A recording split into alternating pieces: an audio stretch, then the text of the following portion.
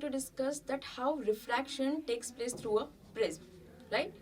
तो सबसे पहले प्रिज्म होता क्या है? So let us understand what is prism. It is a material or a glass material which is either transparent, yes. So any transparent material which is bounded by triangular surfaces or three triangular rectangular surfaces, तो उसको हम prism बोलेंगे. अब ये जो rectangular surfaces होती है इनको हम रिफ्रैक्टिंग सरफेसेस भी कहते हैं. Now what is refraction? तो रिफ्रैक्शन में अगर कोई wave if it travels from one medium to another medium and दूसरे मीडियम में जाते ही वो अगर अपना डायरेक्शन चेंज कर देती है तो उस चीज को हम रिफ्रैक्शन कहते हैं.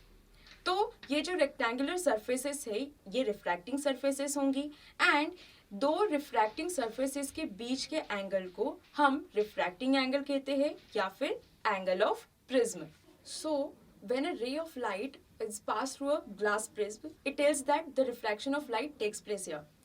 जिसका मतलब होता है कि अगर लाइट रे प्रिज्म के अंदर एंटर कर रही है and if it leaves the prism, दोनों ही समय पे refraction of light take place होता है, अकर होता है.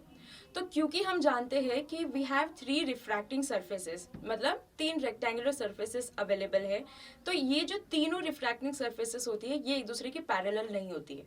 ठीक है, जिसका मतलब क्या होगा अब कि जो इंसिडेंट रे है और जो इमर्जेंट रे है वो एक दूसरे के पैरेलल नहीं होती है. They are not parallel to each other, right? तो यहाँ पर in this case what will happen, जो light ray which is passing through a prism it gets deviated. Deviated का मतलब होता है भटक जाना.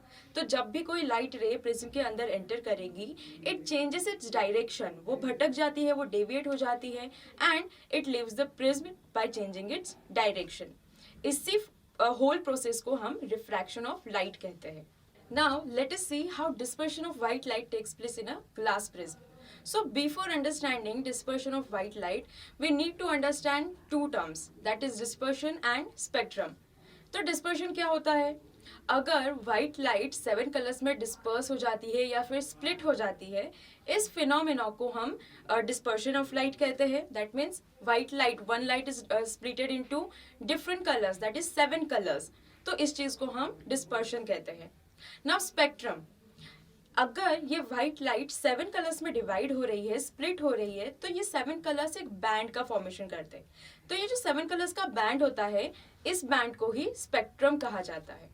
So when a white light is passed through a glass prism, it splits into a spectrum of colors. यहाँ हम कह सकते हैं कि वो